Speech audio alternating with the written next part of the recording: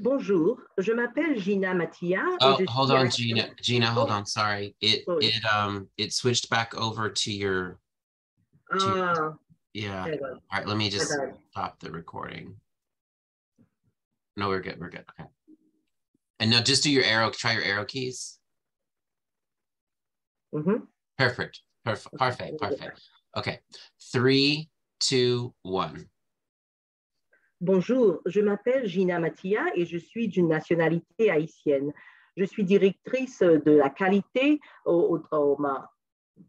à l'Institut national de la santé, la NIH, et je suis dans une carrière de plus de 35 ans. Donc, nous allons commencer l'introduction du système de gestion de la qualité au laboratoire. Bonjour à tous. À la fin de cette activité, les participants seront capables d'expliquer l'importance d'un système de gestion de la qualité, faire la liste des éléments essentiels d'un système qualité, décrire l'historique du développement des principes de la qualité et aussi discuter les relations exigeantes entre ce modèle et les standards ISO et CLSI. Donc, qu'est-ce que la qualité? La qualité au laboratoire peut être définie comme la justesse, la fiabilité et l'à propos des résultats d'analyse. Les résultats de laboratoire doivent être aussi précis que possible. Tous les aspects des activités de laboratoire doivent être fiables et le rendu des résultats doit être correct afin d'être utilisé à des fins cliniques ou de santé publique. Lorsque des analyses sont pratiquées, il existe toujours un certain degré d'inexactitude. Le défi est de réduire autant que possible le niveau d'inexactitude en tenant compte des limites de nos systèmes d'analyse. Un niveau d'exactitude de 99% peut être à première vue comme acceptable, mais le 1% d'erreur en découlant peut devenir particulièrement grand dans un système dans lequel de nombreux événements se produisent. Cas typique du laboratoire d'analyse.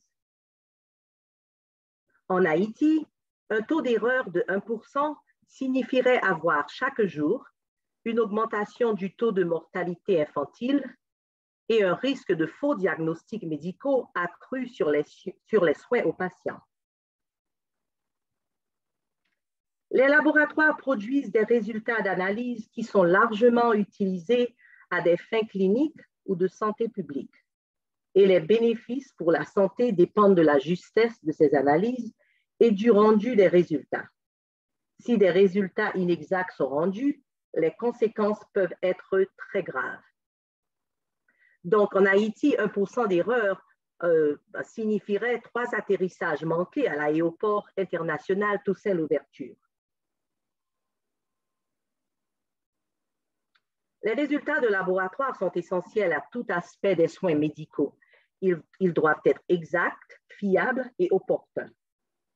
Et les conséquences d'erreurs peuvent être très graves. Par exemple, traitements inutiles, complications du traitement, traitement inapproprié, retard dans l'établissement d'un diagnostic correct, analyses supplémentaires et inutiles. Ces conséquences entraînent une augmentation en coûts, en temps, en ressources humaines et n'apportent aucun bénéfice aux patients. Donc, dans le but d'atteindre le plus haut niveau d'exactitude et de fiabilité, il est essentiel d'exécuter tous les processus et les procédures au laboratoire de la meilleure façon possible.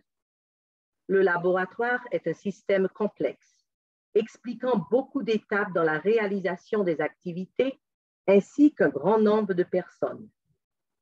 La complexité du système exige que tous les processus et procédures soient exécutés correctement.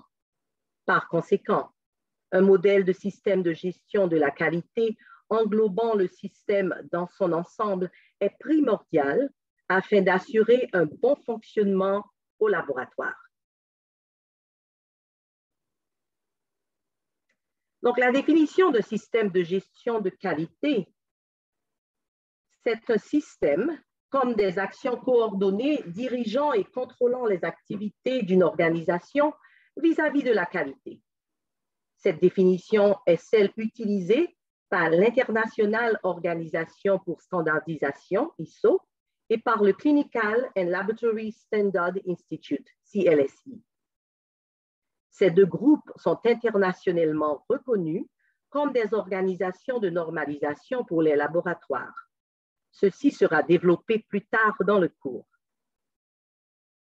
Dans un système de gestion de la qualité, tous les aspects de l'activité du laboratoire, incluant l'organisation de la structure, les méthodes et les procédures, doivent être étudiés afin d'assurer la qualité.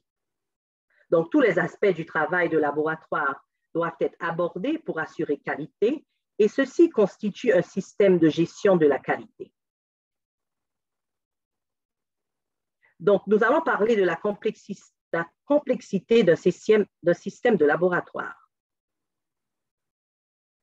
De nombreuses procédures et méthodes sont mises en œuvre dans un laboratoire et chacune d'entre elles doit être exécutée correctement afin d'assurer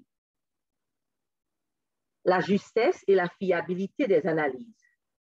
Une erreur survenant dans n'importe quelle partie du cycle peut entraîner un résultat de laboratoire médiocre. Une méthode détectant les erreurs à chaque phase de l'analyse est nécessaire pour s'assurer de la qualité. Les standards ISO regroupent les processus dans les catégories pré-examination, examination et post-examination. Des termes comparables sont employés dans l'usage courant: processus pré-analytique, analytique et post-analytique. Donc, nous allons parler du cheminement du spécimen. Donc, on commence toujours par des préparations patient-prélèvement. L'ensemble des activités qui ont lieu lors des analyses est appelé le cheminement du spécimen. Le cheminement du spécimen commence avec le patient et se termine par le rendu des résultats et leur interprétation. Le concept de cheminement du spécimen est un élément clé pour le modèle qualité ou pour le système de gestion de la qualité et doit être pris en compte lorsque des pratiques qualité sont développées. Par exemple, un échantillon qui est abîmé ou modifié suite à un mauvais prélèvement ou transport ne pourra pas fournir un résultat fiable. Le rendu des résultats en retard, un compte-rendu perdu ou mal écrit peut réduire à zéro tous les efforts d'obtention d'un test bien réalisé.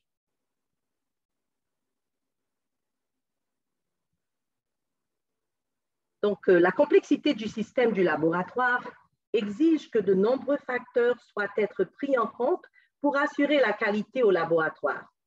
Certains de ces facteurs comprennent l'environnement du laboratoire, les procédures de contrôle qualité, les communications, l'archivage, du personnel compétent et bien informé, des réactifs et du matériel de bonne qualité.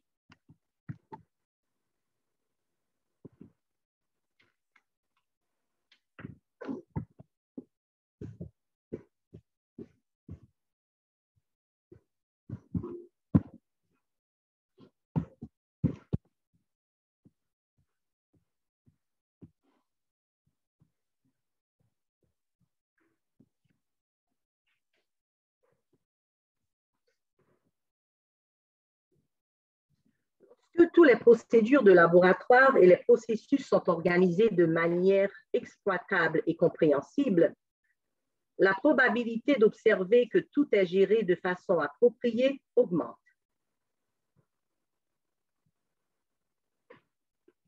Le modèle qualité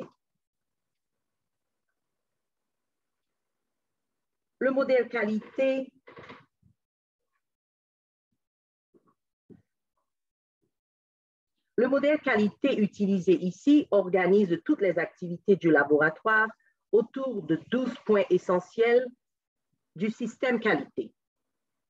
Ces points essentiels sont un ensemble d'activités coordonnées qui servent de base pour la gestion de la qualité.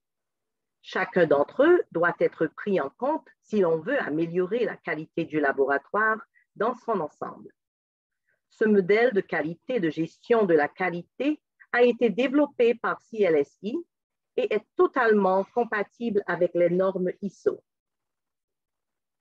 Assurer l'exactitude et la fiabilité lors du cheminement du spécimen dépend de la bonne gestion de tous ces points essentiels. Donc, comment pouvons-nous produire d'excellents résultats de laboratoire? Pour obtenir un système de gestion de la qualité qui fonctionne, la structure et la gestion du laboratoire doivent être organisées de telle sorte que des politiques qualité puissent y être créées et mises en œuvre. Il doit y avoir une importante structure organisationnelle sur laquelle s'appuyer. Et l'obligation de gestion est cruciale et il doit également exister un mécanisme de mise en œuvre et de contrôle. C'était pour l'organisation. Maintenant, pour le personnel. La ressource la plus importante au laboratoire consiste en un personnel compétent et motivé. Le système de gestion de la qualité prend en compte différents éléments parfois négligés de la gestion du personnel et nous rappelle l'importance des encouragements de la motivation. Pour équipement, différents types d'appareils sont utilisés au laboratoire. Chacun d'entre eux doit fonctionner correctement. Choisir le bon matériel, l'installer correctement, s'assurer que les nouveaux appareils fonctionnent bien et développer un système de maintenance font partie du programme de gestion du matériel au sein du système de gestion de la qualité. Achat et inventaire. La gestion des réactifs et des fournitures au laboratoire est souvent une tâche difficile, quoi qu'il en soit. Une gestion rationnelle des achats et du stock permet donc de faire des économies et de s'assurer que les réactifs et fournitures seront disponibles en cas de besoin. Les procédures appartenant à la gestion des achats et des stocks sont créées afin de s'assurer que tous les réactifs et fournitures seront de bonne qualité et qu'ils seront utilisés et stockés de manière à préserver leur intégrité et leur fiabilité. Maintenant, nous allons parler du contrôle des processus. Le contrôle des processus prend en compte différents facteurs importants pour s'assurer de la qualité des processus d'analyse au laboratoire.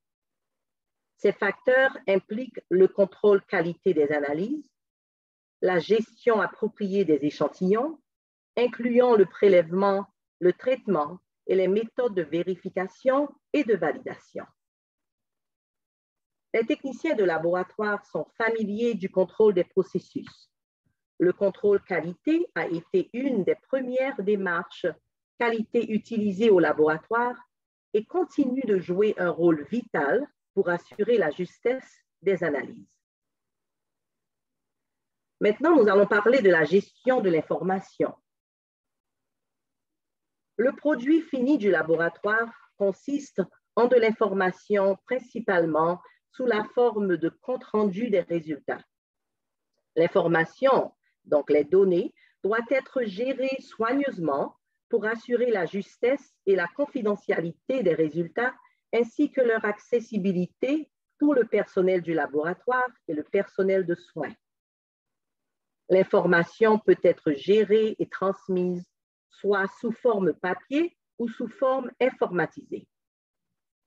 Ces deux possibilités seront discutées dans la section sur la gestion de l'information. Donc maintenant, pour documents et données. De nombreux points essentiels du système qualité se chevauchent. Un bon exemple est la relation étroite qui existe entre documents et registres et gestion de l'information. Les documents sont nécessaires pour indiquer comment les choses doivent être faites. Les laboratoires possèdent toujours de nombreux documents. Les registres doivent être gérés méticuleusement pour assurer leur justesse et leur accessibilité. Maintenant, nous allons parler de gestion des événements. Une erreur de laboratoire est une erreur ou un événement qui n'aurait pas dû se produire. Un système est nécessaire pour détecter ces problèmes, pour les prendre en main de façon appropriée, pour apprendre de ces erreurs et prendre les mesures afin que cela ne se produise pas. Et maintenant, nous allons parler de l'évaluation. Le processus d'évaluation est un outil pour examiner le fonctionnement du laboratoire et le comparer aux standards et aux repères existants ou encore au fonctionnement d'autres laboratoires. L'évaluation peut être interne, mise en œuvre au sein du laboratoire en utilisant le personnel du laboratoire, ou elle peut être externe, menée par un groupe ou une agence extérieure au laboratoire. Les normes qualité du laboratoire représentent une importante partie du processus d'évaluation servant de repère pour le laboratoire. Et maintenant, nous allons parler de l'amélioration des processus. Le rôle principal du système de gestion de la qualité est l'amélioration constante des processus du laboratoire. Ceci doit être fait de manière systématique. Il existe plusieurs outils utiles pour l'amélioration des processus. Et un point très important ici, le service au client. Le concept de service au client a souvent été négligé au laboratoire. Cependant, il est important de noter que le laboratoire est une entreprise de service. Par conséquent, il est primordial que les clients du laboratoire reçoivent ce dont ils ont besoin. Le laboratoire devrait savoir qui sont ses clients, devrait évaluer leurs besoins et devrait utiliser les réponses des clients pour entreprendre des améliorations. Et maintenant, nous allons parler du dernier point, bâtiment et sécurité. Différents facteurs doivent être pris en compte dans la gestion de la qualité des bâtiments et de la sécurité. Qu'est-ce que c'est que la sécurité? Sécurité, c'est le processus qui permet d'éviter que des risques non désirés n'entrent au laboratoire. Le confinement, c'est le processus qui cherche à minimiser les risques et à éviter que la communauté ne s'expose à des dangers qui proviendraient du laboratoire. Mesures de sécurité. Ce sont des lignes de conduite et procédures évitant tout risque au personnel, aux visiteurs et à la communauté. Et finalement, l'architecture et l'aménagement. C'est l'adaptation des installations et du matériel afin de permettre des conditions de travail saines et sûres au laboratoire.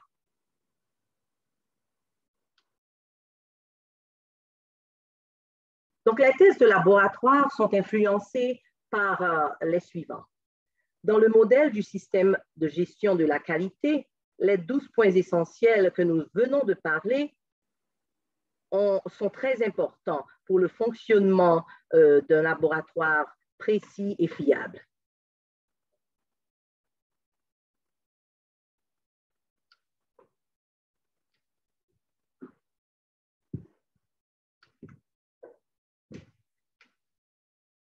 Nous venons de parler des 12 points essentiels d'un système de qualité.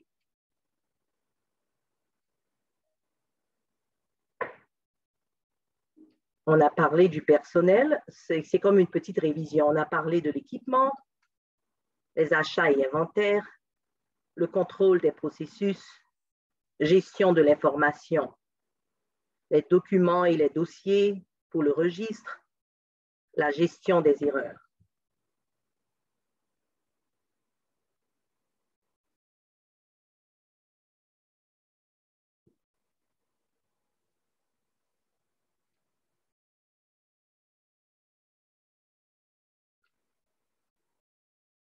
Nous avons parlé de l'amélioration des processus, le service client et finalement bâtiments et sécurité. Donc, la mise en place de la gestion de la qualité ne garantit pas un laboratoire exempt d'erreurs. Mais ce qu'il fait, il détecte les erreurs pouvant survenir et évite qu'elles réapparaissent. Les laboratoires ne mettant pas en place un système de gestion de la qualité risquent des erreurs non détectées. Donc, nous allons parler du système ISO 9000. ISO 9000 définit la gestion de la qualité comme les actions coordonnées dirigeant et contrôlant les activités d'une organisation vis-à-vis de la qualité.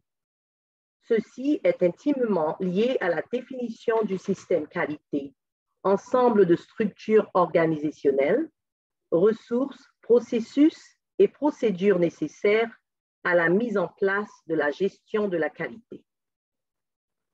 Les concepts de gestion de la qualité utilisés aujourd'hui sont apparus au XXe siècle et proviennent principalement de la croissance des processus de production et de vente. Nous allons parler des innovateurs en qualité. L'un des premiers concepts de la gestion de la qualité a été le contrôle de qualité au produit, de qualité du produit, je m'excuse. Schwartz a développé une méthode de contrôle statistique de la qualité des processus dans les années 20, formant ainsi la base de nos procédures de contrôle qualité au laboratoire. Les méthodes de contrôle qualité n'ont pas été appliquées au laboratoire jusque dans les années 40. D'autres chercheurs et innovateurs, tels qu'Armand Feigenbaum, Kaoru Ishikawa et Jenichi Taguchi ont enrichi ces concepts. Les travaux les plus récents et les plus importants pour le laboratoire sont les travaux de Galvin sur la réduction des erreurs à micro-échelle. La gestion de la qualité n'est donc pas un concept nouveau.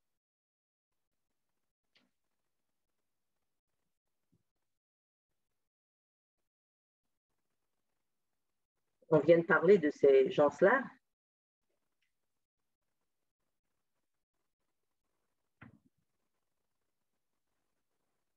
Une partie de la gestion de la qualité consiste en l'évaluation, mesurant et comparant le fonctionnement par rapport à une norme ou à un produit de référence. Ce nouveau concept implique que les normes aient été créées. À nouveau, c'est l'industrie qui en a été l'instigateur. L'Organisation internationale de normalisation a édicté des normes pour la fabrication industrielle en utilisant une série de normes établies par l'armée américaine pour la fabrication et la production de leur matériel. Nous connaissons ces normes sous le nom ISO.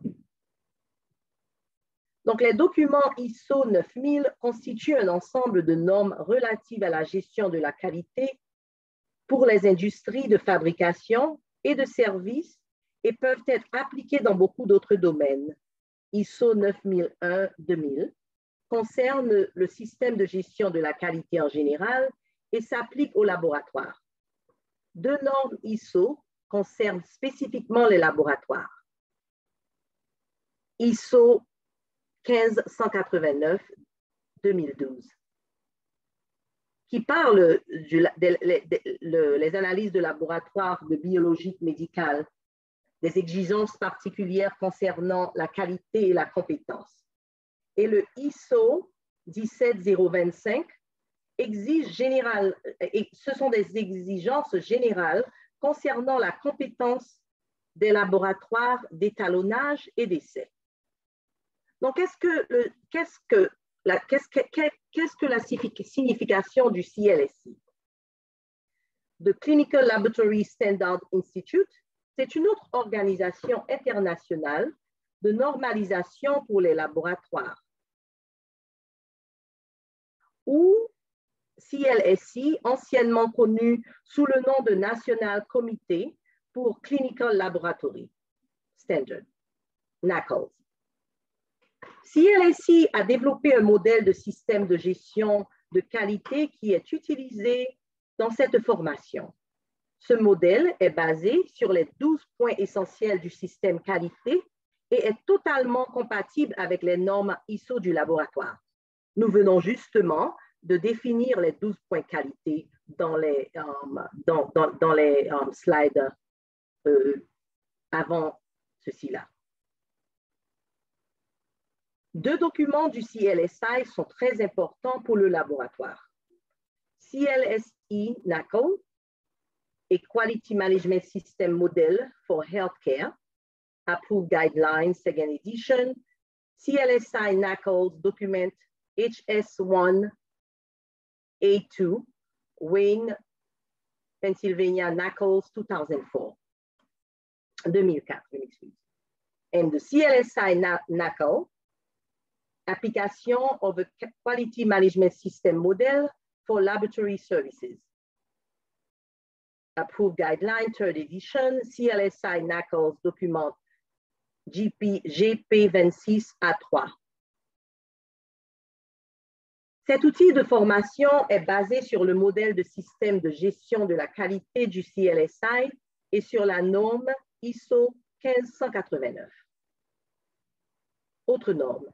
Il existe de nombreuses autres organisations de normalisation et de nombreux exemples de normes pour les laboratoires. Certains pays ont établi des normes qualité nationales pour les laboratoires et celles-ci s'expliquent spécifiquement aux laboratoires à l'intérieur du pays. Certaines normes s'appliquent seulement à certains domaines du laboratoire ou à certaines analyses. Des normes ont été établies par l'Organisation mondiale de la santé pour certains programmes spécifiques et certaines zones.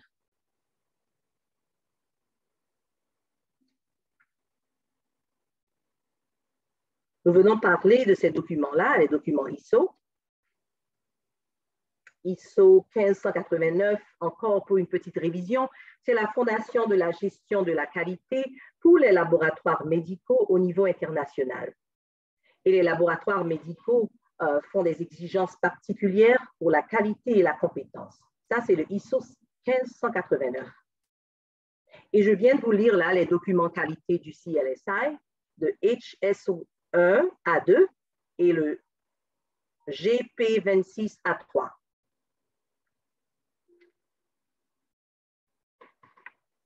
En résumé, la gestion de la qualité n'est pas nouvelle, comme nous venons de le dire là.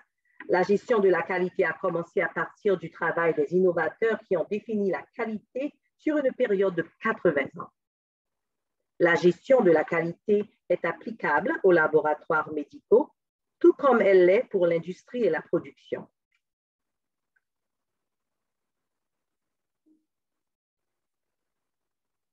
Donc, message clé. Un laboratoire est un système complexe dont tous les aspects doivent fonctionner proprement afin d'atteindre la qualité. Les approches pour la mise en œuvre peuvent varier selon la situation locale. Il faut commencer par des changements qui peuvent être facilement mis en œuvre et qui auront le plus gros impact. La mise en œuvre se fait par étapes, mais à la fin, tous les points essentiels doivent avoir été pris en compte.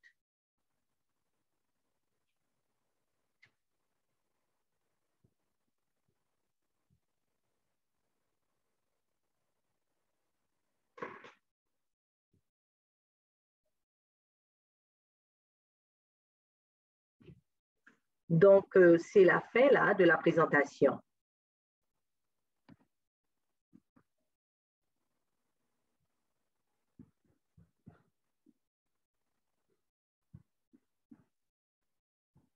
Et je vous remercie de m'avoir écouté alors.